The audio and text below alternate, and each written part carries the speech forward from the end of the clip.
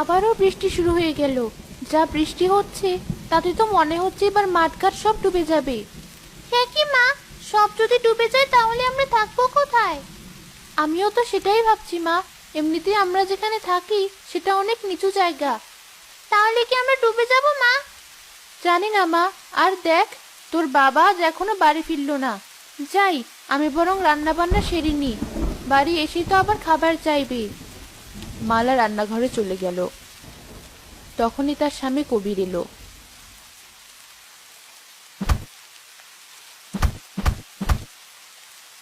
কই, কোথায় গেলে? তুমি এসেছো? আমি তো ভাবলাম বাড়ির কথা ভুলেই গেছো। কি যে বলো না। মা ঋতু, গামছাটা আন দেখি, একদম ভিজে গেছি। এই নাও বাবা। এ কি বাবা, অতগুলো কলা গাছ কেটে এনেছো কেন? দরকার আছে মা, যা বৃষ্টি শুরু হয়েছে তাতে ওগুলোই আমাদেরকে বাঁচাবে। কলা গাছ আমাদেরকে বাঁচাবে? এ আবার কি কথা? হাসিস না মা, কখন যে আমাদের কি কাজে লাগে আমরা আগে থেকে কেউই তাও বুঝতে পারি না। হয়েছে, তোমাকে আর জ্ঞানের কথা বলতে হবে না। এমনি ভিজে এসেছো। যাও একটু বিশ্রাম করো, আমি বাকি রান্নাটা সেরে আসি। মালা আবারও রান্নাঘরে চলে গেল। বিকেলে বৃষ্টি কমলো। বউ, ও বউ, কোথায় গেলে?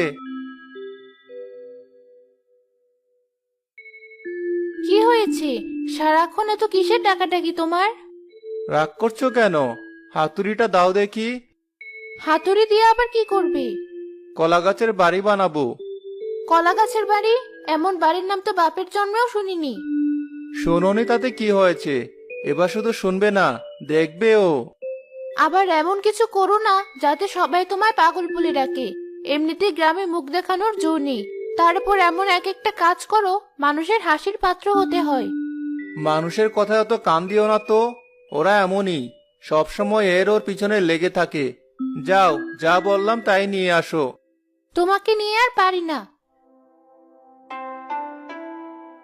এই নাও হাতুড়ি, আর যা ইচ্ছে তাই করো।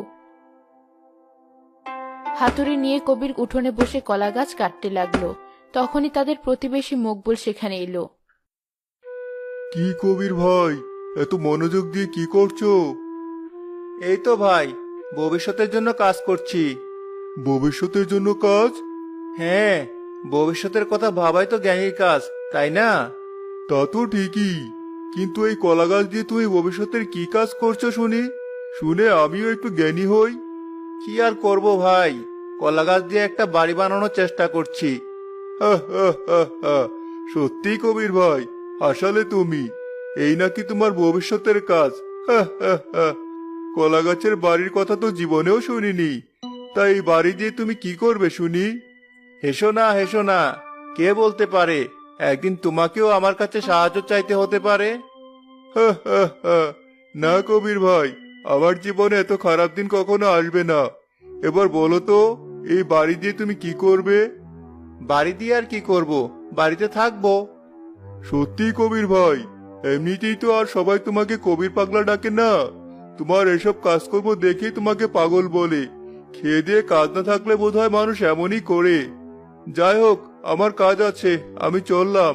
হা, হা, হা। মকবুল হাসতে হাসতে সেখান থেকে চলে গেল। কিন্তু কবির সেদিকে মন না দিয়ে তার কাজ করতে লাগলো।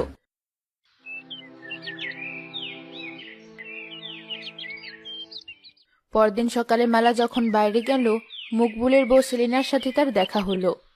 মালা ভাবি, সকাল সকাল এদিকে এসেছো যে? এদিকটায় অনেক কচু শাক হয়েছে, ভাবলাম একটু তুলে নিয়ে যাই। সে তো ভালো কথা, কিন্তু শুনলাম তোমরা নাকি এখন থেকে কলা গাছের বাড়িতে থাকবে। কলা গাছের বাড়িতে থাকবো? এসব তোমাকে কে বললো? সারা গ্রাম জানে অথচ তুমি জানো না? সবাই তো হাসাহাসি করছে কবির ভাইয়ের কলা গাছের বাড়ির কথা শুনে। সত্যি, তোমার স্বামী পারেও বটে। দেখো সেলিনা, আমার স্বামীর নামে কিচ্ছু বলবে না। উনি সহজ সরল হতে পারে, তাই বলে তাকে নিয়ে হাসাহাসি করা মোটেও ঠিক না। আমি আবার কি করলাম? লোকেরা যা বলছে আমি তো তোমাকে সেটাই বললাম। তাছাড়া অমন কাজ করলে হাসির পাত্র তো হতেই হবে। তোমার সাথে কথা বলে সময় নষ্ট করে আমার লাভ নেই।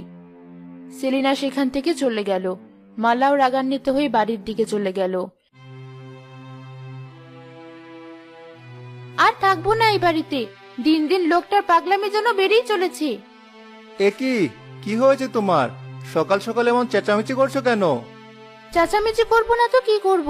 সবার মতো আমিও তোমাকে নিয়ে হাসবো? আশ্চর্য, আমাকে নিয়ে হাসবে কেন? আমি আবার কি করলাম? কেন জানো না কি করেছো? সারা গ্রাম তো রাজ্য হয়ে গেছে। তুমি নাকি কলা গাছের বাড়ি বানাচ্ছো, আর এখন থেকে নাকি ওই বাড়িতেই থাকবে। এতে আবার হাসির কি আছে? দেখো বউ, যা করছি তা আমাদের ভালোর জন্যই করছি। আমারও তো ভালো দেখে কাজ নেই, কালই আমি বাপের বাড়ি চলে যাব। বউ, তুমি হয়তো বুঝতে পারছো না, কিন্তু সময় হলে ঠিকই বুঝতে পারবে। আর সবার মতো তুমিও তখন আফসোস করবে। অত জেনে শুনে কাজ নেই। আজ থেকে ওই কলা গাছের বাড়ি বন্ধ করো, নইলে কিন্তু। তোমার যা ইচ্ছে তুমি তাই করো, বাড়ি তো আমি বানাবোই। কবির আবারও কলা গাছের বাড়ি বানাতে লাগলো। সাথে সাথে বৃষ্টি শুরু হয়ে গেল। মা ঋতু, ছাতাটা নিয়ে আয় তো। যা বৃষ্টি হচ্ছে তাতে তাড়াতাড়ি বাড়ির কাজ শুরু করতে হবে। এই নাও ছাতা। আচ্ছা বলো তো, তুমি এই বাড়িটা কেন বানাচ্ছ? শোন মা, যা বৃষ্টি শুরু হয়েছে তাতে এবার নির্ঘাত বন্যা হবে। তার উপর আমরা যেখানে থাকি সেটা অনেকটা নিচু জায়গা। বন্যায় যদি কিছু ভেসে যায় তাহলে সবচেয়ে প্রথমে বাড়বে আমাদের এই গ্রাম। সে কি বাবা, কি বলছো তুমি? তাহলে আমরা কোথায় যাব? তার বলছি কি, এই জন্যই তো কলা গাছের বাড়ি বানাচ্ছি, বুঝলি মা? আগে যখন ছোটবেলায় বন্যা হতো তখন আমরা এই কলা গাছের বেওয়া বানাতাম, আর সেটা দিয়ে এখানে ওখানে চলাচল করতাম। কিন্তু তুমি তো এবার ভেড়া বানাচ্ছ না, এটা তো একটা বাড়ি। হ্যাঁ মা, দিন বদলেছে। এখন কি আর বৃষ্টিতে বেলায় থাকা সম্ভব? তাছাড়া কতদিনে বৃষ্টি থামবে তারও তো হদিশ থাকবে না।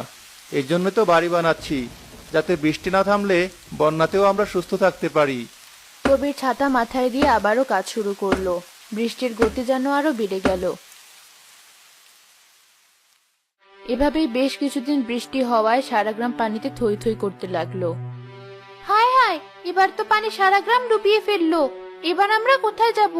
বাড়িতেও তো অনেক পানি ঢুকে গেছে। চিন্তা করো না, আমাদের তো কলা গাছের বাড়ি আছেই, সাথে তো আর ওটা বানাইনি। সত্যি আমরা কলা গাছের বাড়িতে উঠবো? হ্যাঁ মা, তোর মা রাজি হলে তবেই উঠবো। কি কিছু বলছো না যে? না মানে? হয়েছে, তোমাকে আর লজ্জা পেতে হবে না। এই ঘরে আর কিছুতেই থাকা সম্ভব না। প্রয়োজনীয় কিছু জিনিস নিয়ে চলো, আমরা এখনই কলা গাছের বাড়িতে গিয়ে উঠি। কবির তার স্ত্রী মালা ও ঋতুকে নিয়ে তাদের কলা গাছের বাড়িতে উঠল। অন্যদিকে গ্রামবাসী বন্যার প্রকোপে অতিষ্ঠ হয়ে গেল। এই কি যন্ত্রণায় পড়লাম! এই বন্যার পানি তো এবার ঘরেও ঢুকে গেছে। কিছু বলছো না যে? ছেলেপুলে নিয়ে এবার কি বন্যার পানিতে ডুবে মরবো? এমন বাজে কথা বলছো কেন? সারা গ্রামেরই তো একই অবস্থা। দেখো না, আরেকটা দিন বৃষ্টি ঠিক কমে যাবে। এই বৃষ্টি কমার না। কাল তো দেখলাম অনেকেই ঘর ছেড়ে অন্য গ্রামে গিয়ে উঠছে। চলো আমরাও কটা দিন মায়ের বাড়িতে গিয়ে উঠি। কি যে বলো না, বাড়িঘর ছেড়ে তাই কোথাও যাওয়া যায় নাকি? আমি দেখছি কিছু করা যায় কিনা।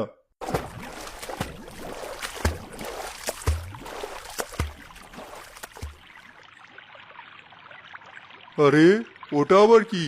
দেখে তো মনে হচ্ছে কলা গাছের বাড়ি। তার মানে এটাই কবির ভাইয়ের সেই কলা গাছের বাড়ি। গিয়ে দেখে আসি তো।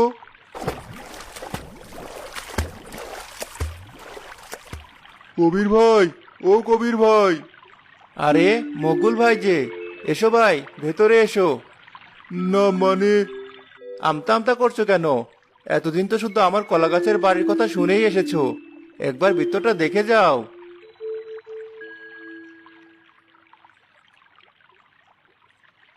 ভেতরটা দেখে মকবুল অনেক চমকে গেল। এ বাবা, এই তো দেখছি পুরোপুরি আসল বাড়ির মতোই। এখানে তো সবাই আছে। হ্যাঁ মকবুল ভাই, ভাগ্যিস আপনার ভাই বুদ্ধি করে বাড়িটা বানিয়েছিল। তাই তো এই বন্যাতেও আমরা বেশ ভালোই আছি। এসেছেন যখন দুপুরের খাওয়াটা খেয়ে যাবেন। আমি রান্না চড়িয়েছি। সে কি ভাবি, এখানে রান্নারও ব্যবস্থা আছে? হ্যাঁ ভাই, সব ব্যবস্থাই আছে। তোমার ভাবি যখন বলেছে আজ কিন্তু খেয়ে তবেই যাবে। না ভাই, বাড়িতে বউ বাচ্চা আছে, ওদেরকে রেখে কি করে খায় বলো? আমি আসি।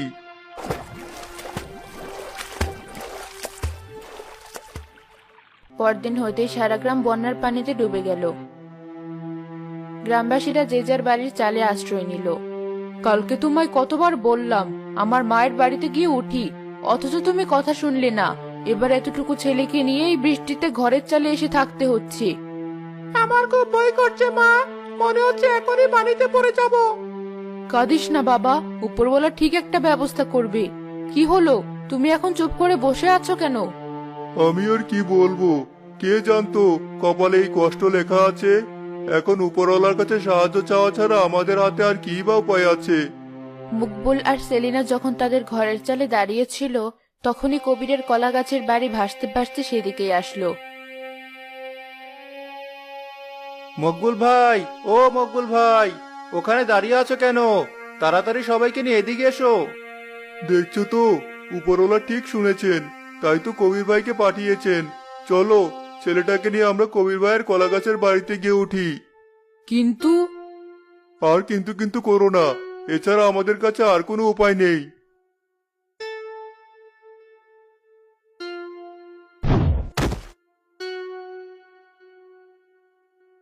সত্যি কবির ভাই, তোমাকে যে কি বলে ধন্যবাদ জানাই। আজ তুমি না থাকলে হয়তো ছেলে বউ নিয়ে এই বন্যার পানিতে ডুবে মরতে হতো। কি যে বলো না ভাই, মানুষ তো মানুষেরই জন্য।